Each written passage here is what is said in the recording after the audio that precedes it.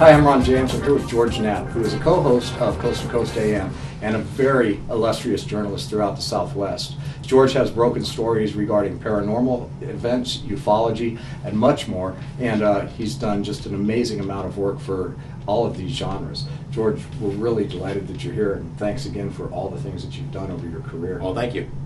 We're here at the X Conference in D.C., and the subject here obviously is disclosure. How do you think that the revelation of an alien presence, well, first off, do you believe that we do have an alien presence here on planet Earth? Well, alien in a generic sense. There's some other kind of intelligence operating. I think the evidence, if you look at the totality of it, is pretty much overwhelming. What that alien presence is, that's another matter. E.T., maybe, maybe not. Maybe there's some other explanation for it. I don't really know, and I don't think anybody else does either. So you're open to the idea that maybe there's an interdimensional or even possibly creatures or other beings here on the planet that are here that we just don't know about, maybe underground or... Yeah, I mean, I'm open to all those suggestions. You have to look at it with a healthy dose of skepticism, of course. You start with the basics, and that is there is another intelligence that's been interacting with humans for a long time. We can prove it in a variety of different ways. Tens of millions of people have seen it over the years in one form or another over the centuries throughout human history. On every continent, in every country, in every culture, in different guises, under different names, but it's there and it's real, and it has interacted with us at one level or another for a very long time. The evidence is overwhelming, I think, in other ways, too. Government documents, for example, U.S. government documents, Russian, Brazilian, British, papers that were written to be seen in classified and secrecy, which document that something really is going on, and it's not ours, it's from somewhere else. So I think the evidence is real, that there's some kind of intelligence that we're dealing with. What it is, I don't know. Now, do you think that the government is actually going to be able to come to the public and disclose what they know? No, I do not. I mean, in some degrees, they already have. Project Blue Book ended, its files are open. It's comparable to what has happened in Britain in the last couple of years, opening up their Ministry of Defense files. It's comparable to what's happened in Brazil as well. And these are low-level files, I believe, case studies, incidents, things of a non-classified nature that don't necessarily impact on national security. Where the other stuff is, I don't know. At the end of Project Blue Book, when that project was canceled, and it was nothing more than a public relations exercise to begin with rather than a scientific study. Sure. But when that was over, if you might recall, there's something called the Bollinger Memo. This memo put out by a general that said, okay, we're done with Project Blue Book, but now we can continue to collect all the national security cases, and they'll still go to where they've always gone. We don't know where that is, but we know that they have a place like that where the really sensitive cases and incidents go. I suspect that there is still a collection effort at some point. That somewhere there's a gigantic room full of data that the public has not been able to see. A lot of that stuff has been made public, some of it hasn't. But if we are waiting for a day when our government comes forward and says, aliens are real, they're here, we're going to be waiting a long time. In my opinion, that day will never happen.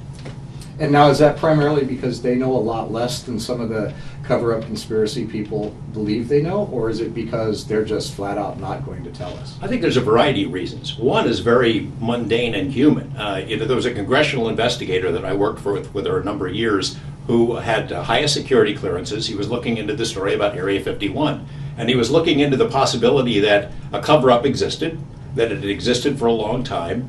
The possibility was that millions, maybe tens of millions of dollars that otherwise would have gone into legitimate national security programs for our military, for the defense of our country, had been siphoned away from these legitimate programs and used to keep this cover-up going, to perpetuate a conspiracy of sorts, to deny information to the American public and to the world. And he told me at the time, he said, look, if this story turns out to be true, these people are going to go to jail. They will go to jail.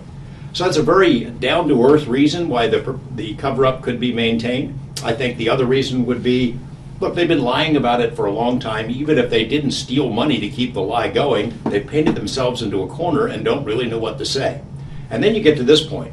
When you talk about disclosure, disclose what? That aliens are real? I'm not sure anybody knows the true answer to this. Even though there might be a gigantic storehouse of information about UFO sightings, I'm not sure anyone really knows where they're from, why they're here, what they want. Those are the big questions. We've been studying UFOs for 60 years. And I don't think we're one step closer to knowing the answer to any of the really central big questions. So in the time that you've been reporting on these stories, all the way back to doing work with Roswell and Area 51 and some of the other things that you've been involved in, you've never been approached by somebody at a high level and told to either stop what you're saying or that there's something to this, but you don't need to talk about it. Has there ever been that elusive private conversation, that thing that everybody thinks happens to people who get too close? Oh, not once. I wish I had the knock on the door. That would be great, because that would be confirmation that I'm on the right track, that I've ruffled some feathers somewhere. It has never happened. I've been able to report whatever I want about this stuff since the beginning. Now that suggests two things. Number one is that there is no one out there who cares about these stories, that it's not affecting national security, that there is no MJ-12 who's concerned about the truth getting out, or number two, that I'm doing something that they appreciate, that they're okay with it. You know, there is a basis of thought that maybe there is a controlled release going on, that disclosure does not have to happen all at once, that it happens incrementally, that the prevalence of UFO stories and UFO material and ideas in movies and books and television, that it's part of a controlled release, a gradual acclimation process, as opposed to a all at once, let's spill the beans kind of a thing. And I sort of lean in that direction. I don't know if it's on purpose or not, but it certainly is happening. Now, recently, Barack Obama introduced a new initiative for NASA and also to relegate a lot of the space research and development to private industry. And there's some speculation that maybe that is to set the stage for the release of secret technology through supposed development by private industry. Do you think that that might be possible? It's possible, but I would say in general that it is the people in the UFO community have vivid imaginations, and they see realities and conspiracies all over the place, whether they really exist or not. That'd be great. But you know what? Barack Obama has a lot more on his plate than extraterrestrials or UFOs. And if his administration were to raise this issue, to say, hey, you know, we got to get the truth out about UFOs, he'd be a laughingstock. His presidency would be over. Politically, it would be a disaster. People would laugh at him. He couldn't get anything else done. He has some real serious problems. Our country has really serious problems. This is not what they need to be talking about. Well, there are those that would say that there's 70% of the population in some surveys do believe that the government is lying about some kind of extraterrestrial presence, and the percentage of people who actually believe in life on other planets is even higher than that. So do you think really that he would be scorned by the mass population, or just by the people that have an interest in keeping that information? I can tell you what's happened to me, or 70% of the people in Las Vegas who believe in this stuff, and I get scorned every day of the week. Every time I am mentioned in any context, somebody is mad at me about some other story that has nothing to do with UFOs.